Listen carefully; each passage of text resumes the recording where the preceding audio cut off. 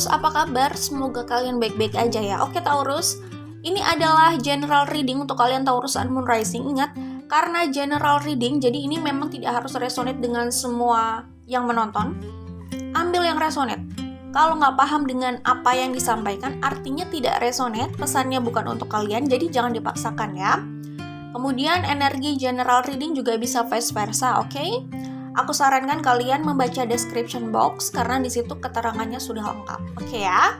Kita langsung saja menuju pembacaan untuk Taurus Sun Moon Rising. Kira-kira apa yang akan menghampiri kalian dalam waktu yang relatif dekat ini gitu ya.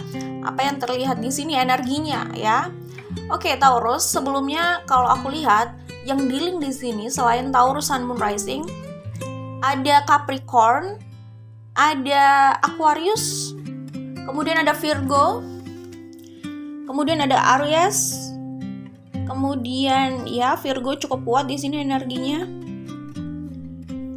Lalu ada Pisces juga sih. Leo juga ada. Oke, itu yang terlihat di sini energi yang cukup dominan. Oke. Terutama Virgo kalau aku lihat di sini ya. Kita langsung saja menuju ke pembacaannya. Taurus Sun Moon Rising di sini aku sudah ambil dari The Dusty Pink Oracle cards buatan aku ya. Kalau aku lihat di sini ini ada kaitannya sama pilihan juga, ada choice di sini yang harus diputuskan kalau aku lihat ya. Oke, Taurus, kalau aku lihat di sini ada orang yang masih punya desire, passion, keinginan untuk meraih, mendapatkan ya. Itu bisa kalian, bisa orang yang dealing dengan kalian ya. Karena desire yang mereka miliki ini, mereka belum rela melepaskan dan masih akan terus mengupayakan gitu ya. Jalannya agar bisa mendapatkan orang yang masih menjadi desire-nya, menjadi passion-nya, menjadi gairah dan keinginannya atau obsesinya tersendiri mungkin. Tetapi kalau aku lihat di sini memang bukan hanya obsesi, tetapi tidak menutup kemungkinan ada juga obsesi di situ karena itulah yang menjadi trigger orang untuk terus mengejar dan mengupayakan sesuatu gitu ya. Kalau aku lihat di sini, oke? Oke, Taurus, di sini ada The Devil sama ada Four of Pentacles. Four of Pentacles sama The Devil. Seperti yang aku bilang, ada orang yang belum mau melepaskan di sini ya. Seperti yang aku bilang juga, bukan berarti tidak ada cinta. Ya, cinta sayang itu bisa ada di situ, care bisa ada di situ, tetapi semua kembali sama mindset orang itu sendiri gitu ya.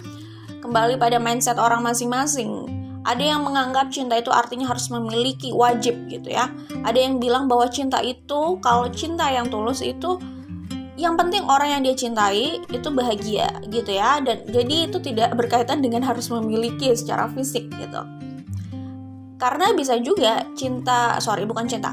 keinginan memiliki, harus memiliki gitu ya, itu sebenarnya itu sudah ke arah obsesi ya, desire yang belum siap melepaskan kayak gitu. Itu hal yang manusiawi gitu. Cuman jangan semua itu jangan semua itu memakai alasan cinta gitu ya. Karena cinta berarti gue harus memiliki orang itu gitu.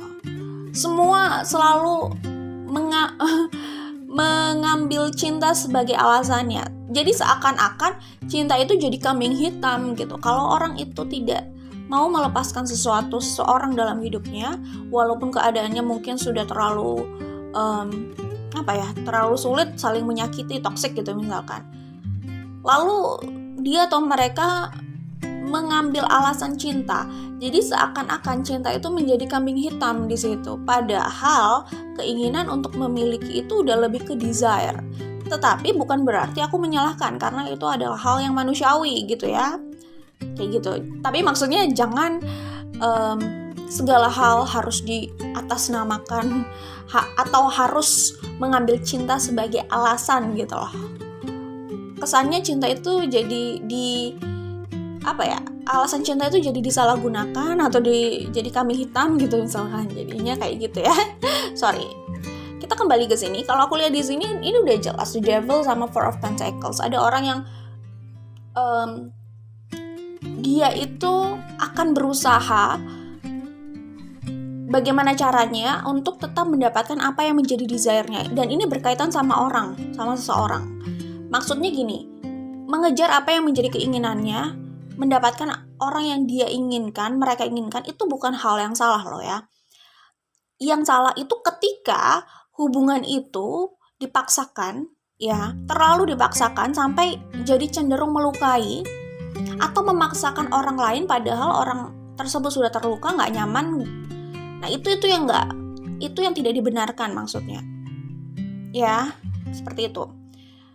Kayak gitulah. Jadi intinya kenyamanan, perasaan itu bukan hal yang bisa dipaksakan atas alasan apapun ya. Mau atas alasan cinta kayak gitu.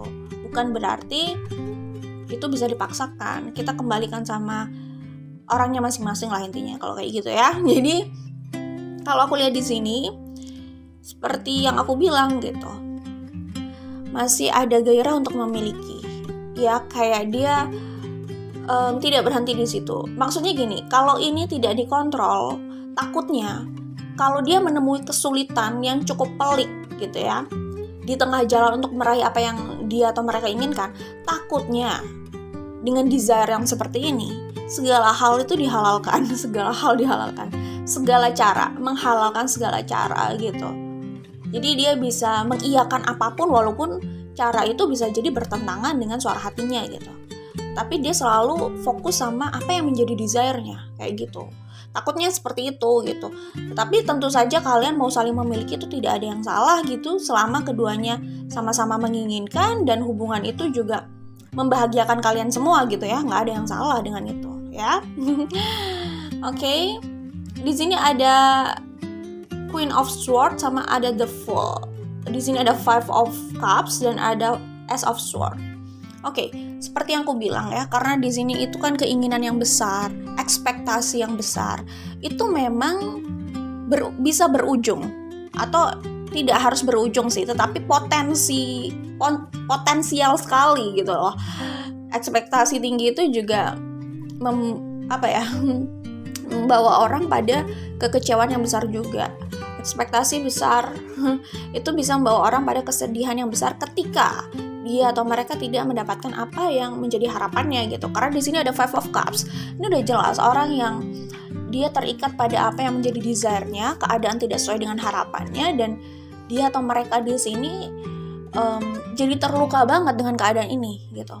Tetapi yang aku lihat di sini, meskipun keadaan mereka terluka, mereka itu kayak tetap fokus pada apa yang menjadi keinginannya, walaupun apa yang mereka inginkan itu melukai mereka gitu.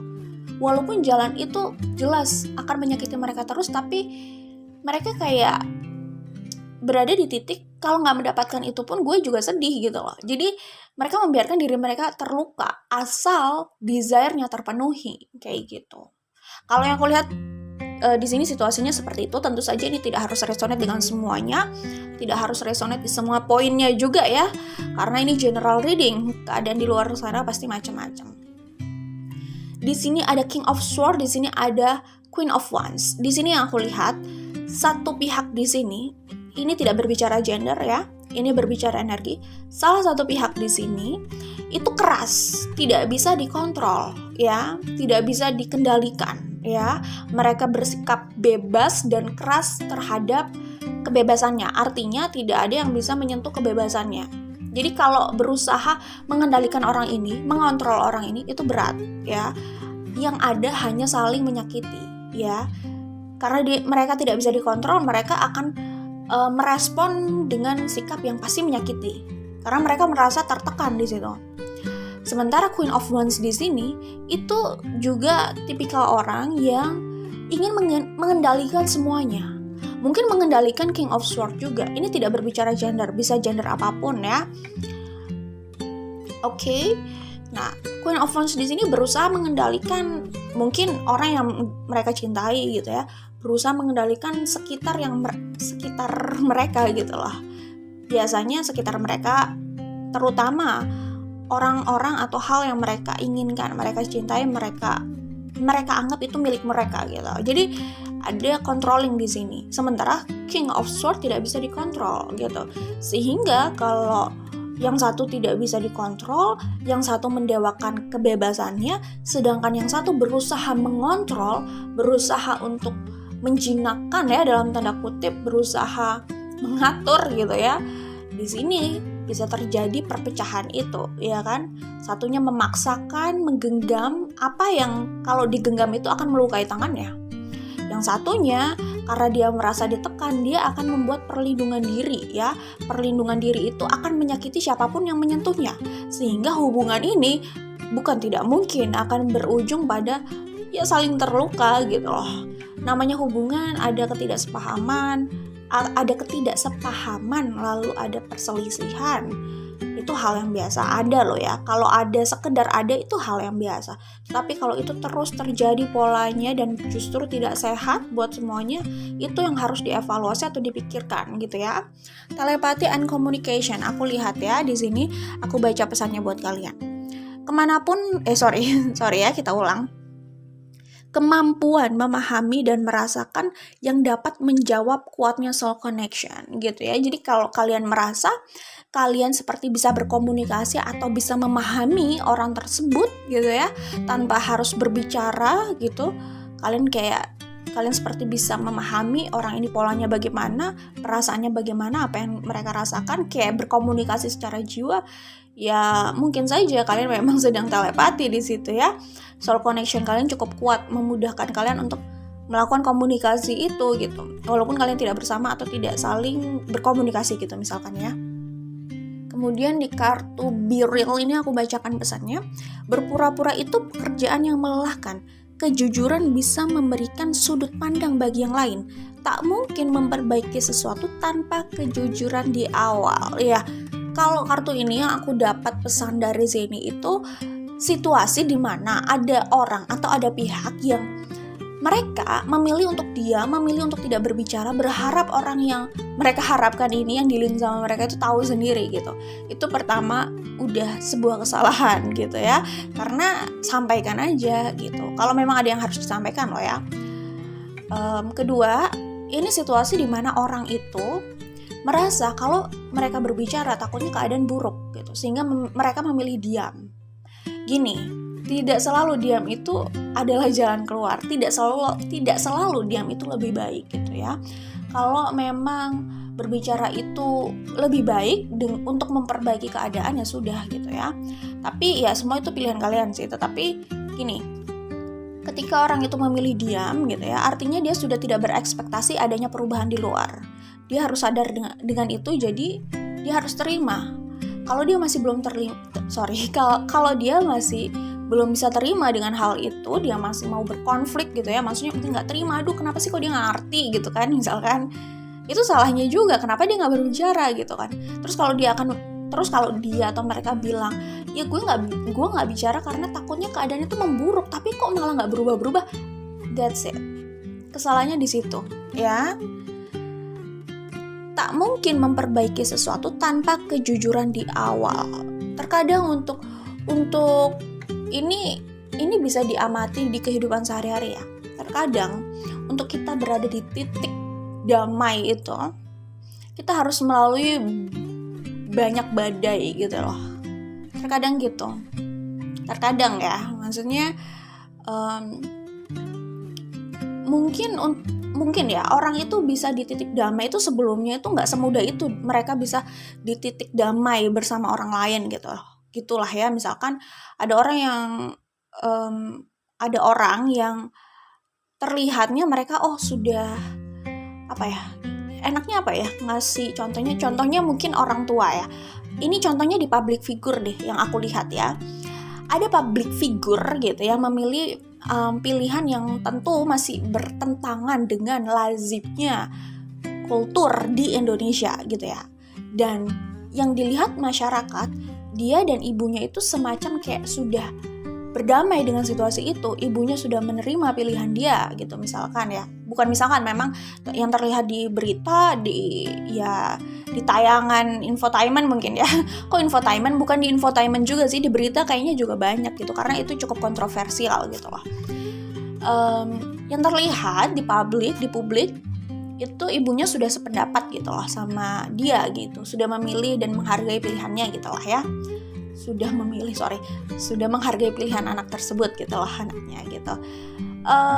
Tetapi tahu nggak sih, untuk sampai di titik berdamai dengan situasi itu, untuk sampai di titik itu ibunya menerimanya, orang tuanya menerimanya gitu, dan mereka bisa di situasi yang kayak gitu, itu tidak langsung seperti itu gitu loh. Prosesnya nggak semudah dan segampang itu gitu.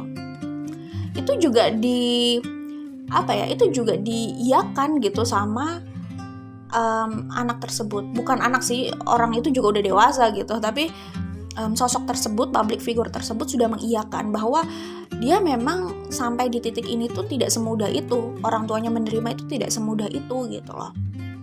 Dia harus dealing dengan konflik internal gitu ya, meyakinkan ibunya, meyakinkan keluarganya mungkin untuk bisa menerima, atau minimal keluarga inti gitulah ya.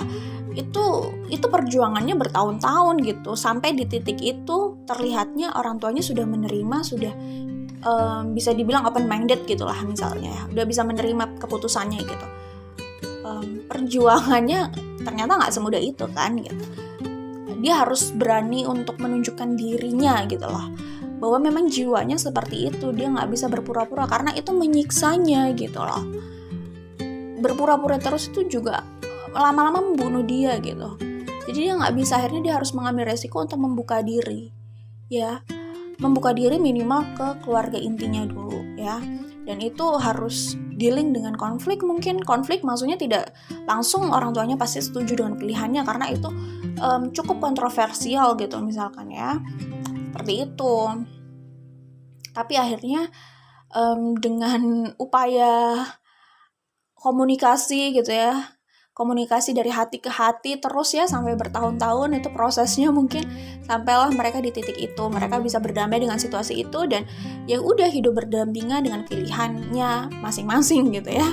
Orang tuanya sudah bisa menerima itu kayak gitu. Jadi untuk sampai di titik itu juga perlu perjuangan. Bayangkan kalau dia itu memilih untuk, ini aku bukan maksud membenarkan atau menyalahkan, tetapi bayangkan misalkan sosok tersebut gitu ya memilih untuk daripada nanti banyak konflik di luar sana ya, apalagi nanti orang-orang juga akan menentang gitu kan, apa kata orang gitu kan, menghindari konflik, ya udah lebih baik dia diam gitu misalkan.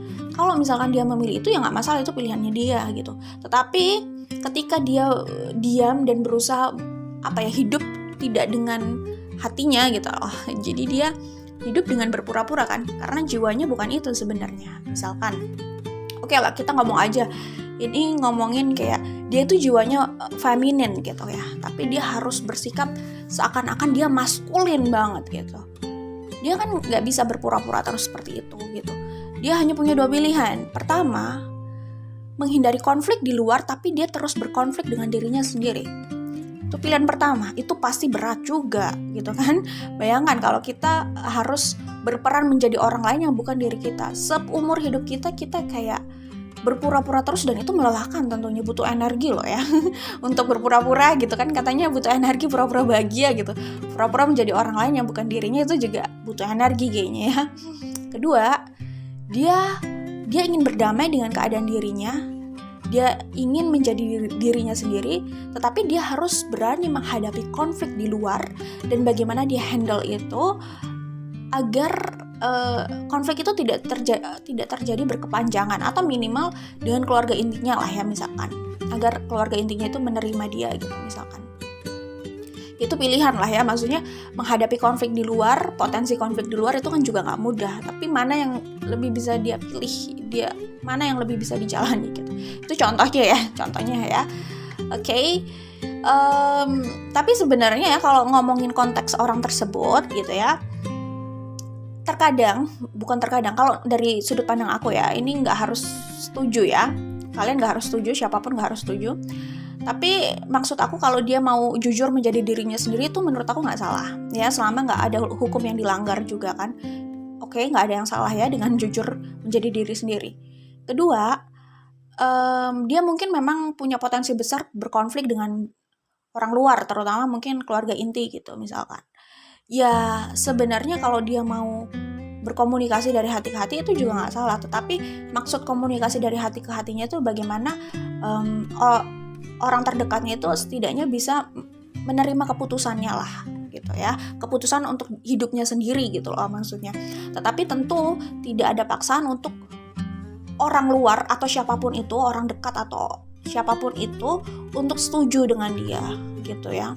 Karena kita kan emang nggak bisa memaksakan orang setuju ya, cuman lebih kayak bagaimana caranya agar orang itu setidaknya paham gitu bahwa ini adalah pilihan pribadi, jadi tolong dihargai gitu misalkan ya, kayak gitu. Nantinya orang lain itu ya akan tersentuh sendiri mungkin ya, apalagi kalau orang dekat gitu kan, orang dekat secara jiwa juga kan, mungkin lama-lama mereka juga akan paham dan ya oke lah, kayak berbesar hati untuk menghargai pilihannya gitu, asal orang yang dia cinta itu bahagia gitu misalkan, kayak gitu. Tapi intinya sih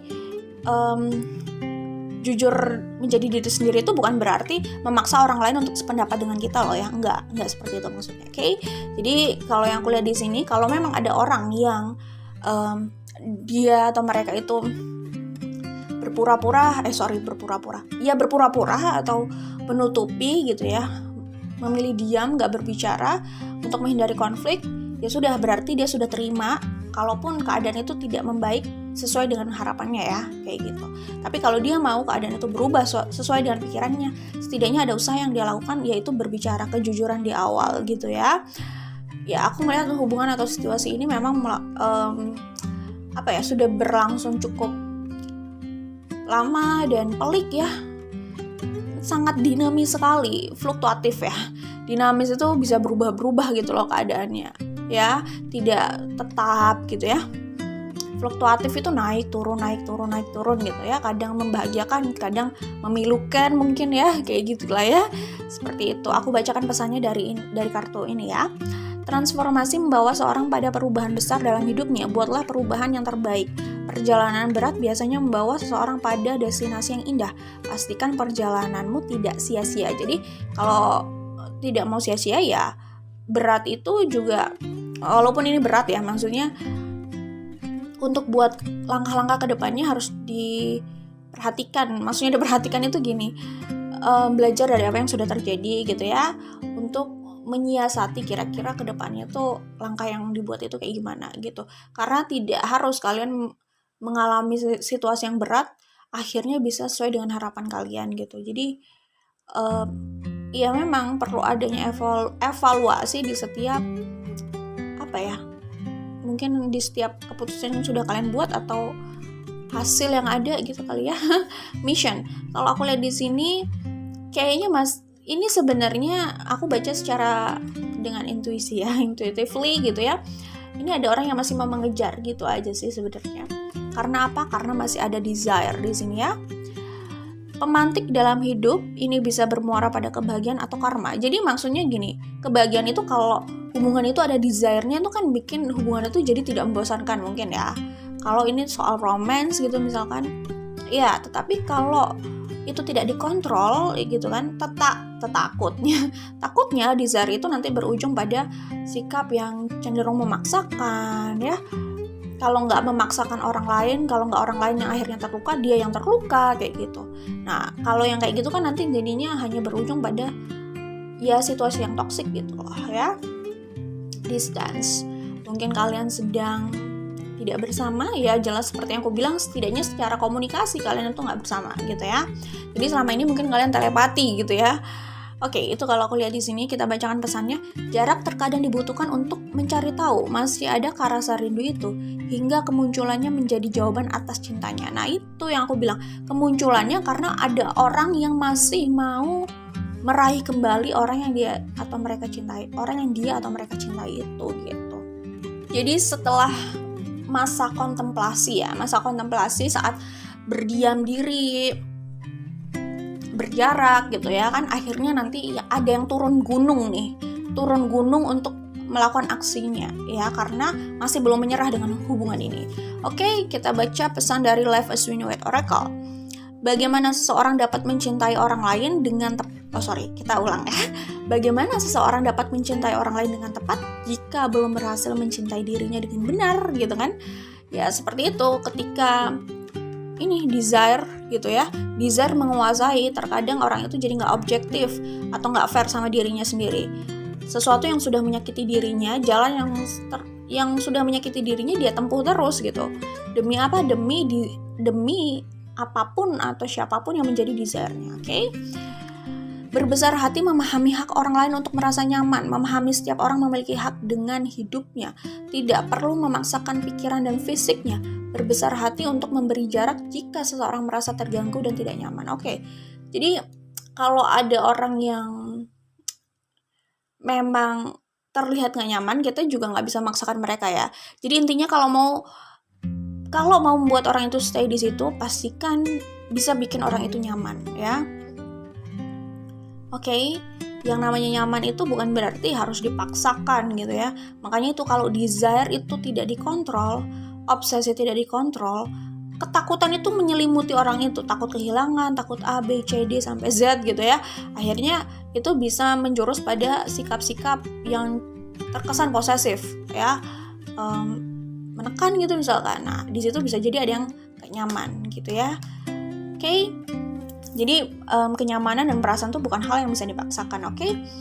Obsesi seseorang untuk terus menggenggam sesuatu dalam hidupnya bisa menjadi alasan ia tidak merasakan kebahagiaan. Maaf ya guys, tadi ada semut. Kita ulang. Obsesi seseorang untuk terus menggenggam sesuatu dalam hidupnya bisa menjadi alasan ia tidak merasakan kebahagiaan. Berbesar hati menjadi kunci seseorang lebih ringan melangkah dan membiarkan bahagia menyapanya. Oke. Jadi itu salah satu kunci kebahagiaan adalah dengan mengontrol obsesi ya, kayak gitu ya. Oke, itu aja untuk Taurus Sun Moon Rising. Kayaknya Taurus ini juga dealing sama, tadi aku udah sebut sih, dealing sama Gemini ya. Karena kayak ada energi-energi Gemini juga ya yang situasinya kayak gini, oke? Itu aja untuk kalian, jangan lupa like dan share. Kita ketemu lagi di video lainnya ya. Jadi ini masih ada usaha untuk bertemu sih. Aku melihat ada satu pihak yang masih mengupayakan membuat inisiatif untuk bertemu karena dia belum move on, masih stuck di situ, oke? Itu aja. Good luck buat kalian Gemini. Good luck buat kalian Taurus Sun Moon Rising, oke? Bye.